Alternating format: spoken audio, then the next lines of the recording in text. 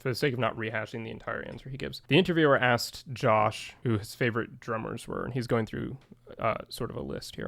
There's something about a drummer too that's it's their talent and ability, but it's also their personality on the drums, because I also want to figure out a way to express myself through that, express my personality. And I just remember Aaron Spears always did such a good job of expressing his personality while being like one of the best drummers ever. And that was something that really drew me to him. And then I think, speaking of personality too, I think another one would be Darren King from the band Mute Math. Mute Math obviously is the band that Paul Meany was the frontman and lead singer of, and also like producer and songwriter for. And then obviously, as you know, Paul Meany came over and has been working as a producer for Tyler on 21 Pilots projects. What kind of gets forgotten, unfortunately, is that Mute Math and 21 Pilots actually did a collab for an EP called Top XMM, 21 Pilots and Mute Math, the Mute Math sessions, with 5 songs, I think, something like that, 5 or 6 songs, covering 21 Pilots songs, but reimagining them with Paul Meany and 6 members, essentially, the 4 from Mute Math and the 2 from 21 Pilots. So this is just sort of like a background look at how, I mean, it's something they've mentioned before about how 21 Pilots kind of admired Mute Math before they did that collaboration with them. And that dude, the first time I ever saw him, he would come out on stage and put his headphones, he'd have like a pair of headphones like this, and he'd put them on and he would duct tape them around his head. Well, there they go. He would duct tape them around his head because he would just go so crazy that they'd fly off if he didn't. Fly off his head. Yeah, he'd duct tape them all the way around. And amazing drummer. But I think that I kind of like... I remember the 21 Pilots and Mute Math EP is the first new release I remember experiencing as a fan. Well, that's cool. Yeah.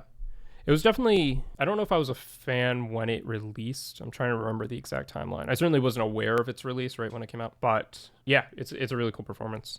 And it was definitely early on, like before Trench came out, I remember listening to it. At a certain point, I just fell in love with performers, showmen, and people who are inspiring behind the drums. And because I was always like, I could sit my youngest sister down and show her some of my favorite. Okay, it goes on sort of about some personal stories, all good stuff. Again, go watch the full interview. It's interesting. But there's one other moment that I wanted to highlight because I thought it was interesting. I want to ask you one more question about AI. It's amazing how much it's exploded in the past couple of years, and now we're starting to see it infiltrate the world of music. What is people are using it as a tool, other people are using it more as songwriting. Have you guys dabbled with it? Are you using it? Are you scared? I mean, we're all scared of it, I guess, but how are you utilizing it, if at all? We are not using AI. Well, it's good to have confirmed. Right. I think everyone kind of assumed this was the case, but it's nice to have an official statement if we haven't gotten one already that they're not. Man, that's a tough one. I feel like it scares me. It is a dangerous like realm we're getting into with supercomputers and learning technology, where it's just, I think we're entering into kind of like an unknown space. We don't really know like the full capabilities of what AI is able to do these days. I think that like it also seems to me like there's no, I mean, I'm sure there is, but I'm guessing like there's an intention for it, but I can't see a lot of real benefit. Yeah, this is an interesting point. And I think it depends what he means by AI, because it's somewhat of a broad term. Assuming he's talking about like generative AI, I think that's kind of the understood implication behind the question. Then I think he's right to say, yeah, there isn't really a lot of real meaningful use for it. Obviously, people have come up with uses for it, and we often term those uses AI slop, right? But so yeah, it depends exactly what he means by AI. It's encouraging to see that for them as a band, they don't really see any point in engaging with it.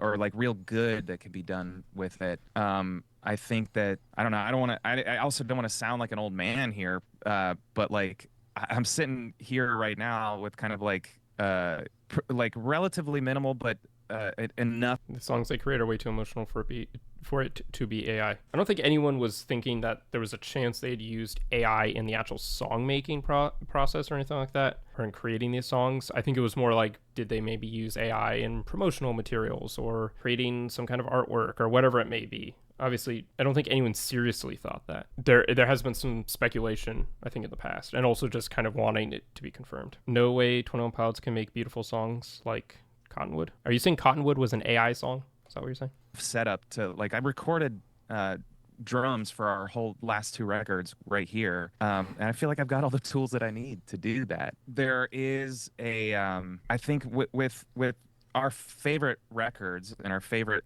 songs and albums, it's just so full of micro decisions that are made by humans and So this is a good point, especially when it comes to generative AI. This is something you see a lot in the film world, right? Because there's a lot of discourse in the film, TV, movie side of things about the role that generative AI is going to play. And there are some people who think, well, the AI tools can replicate the end product of things that exist. And that's true to an extent. I mean, often you can kind of tell it's AI, but like, sure, yes, there are ways in which it can, make something, put something together that plays like a movie you might watch. Maybe not a good movie that you would watch, but a movie you could imagine seeing on TV or something like that. The point here is interesting that that's really coming in at the end and copying and creating something to replicate the end of a process, and not really replicating the human steps within the process itself. I'm curious if there's a way, not to get too into the weeds on AI because I really know nothing about it, but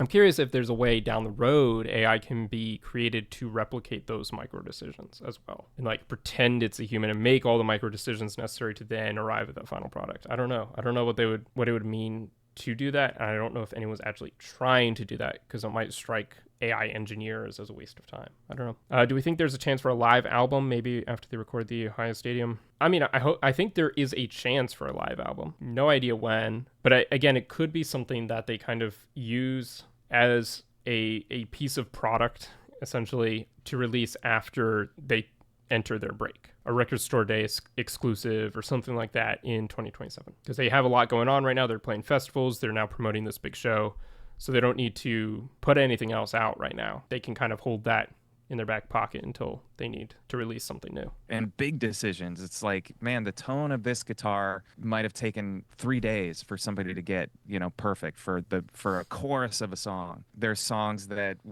I recorded like 3 different drum sets in 2 different rooms for one song. And there's something about the human element of these the decisions made, and also human performance. Tyler playing the keys, singing into a mic, playing the drums with, and being intentional about the softer hits and the harder hits. There's just something. I'm very strongly against AI as an artist and as someone who loves the environment. They're trying to put an AI data center in my town, and they're going to kill a nature preserve if they do. Yeah, the data centers seem a little foreboding. I don't know.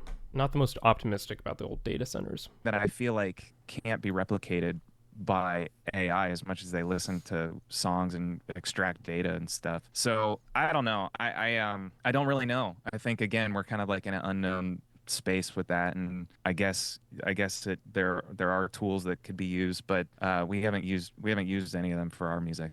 Anyway, that was it from this interview that I wanted to highlight. The main thing that I found interesting was that AI discussion, because I think it's been on a lot of our minds. Obviously, it's just nice to get that further confirmation, and also just interesting to hear the thought process behind why they don't want to use it, right? Like, you could look at it cynically and be like, well, from a brand perspective, they don't really want to take the brand hit that they would take if they were found to be using AI, right? I think a good number of people would be kind of like dissatisfied or displeased if they found out 21 Pilots were employing AI in their creations. Again, across the board, whether it's music or promotional materials or what have you. But then to hear, Josh actually talk through the reasoning behind it, I guess, is additionally reassuring, right? It's not something that's based off of, not that I really expected it was, but again, you can kind of cynically think, well, maybe this is just based off of a brand look, which could then shift as opinions shift. People become more in favor of AI than they currently are. But yeah, to see Josh really break down why they don't want to use AI, I think helps kind of further solidify that they have a reasoned approach to why they're not doing it, which makes it more likely they're going to keep not doing it.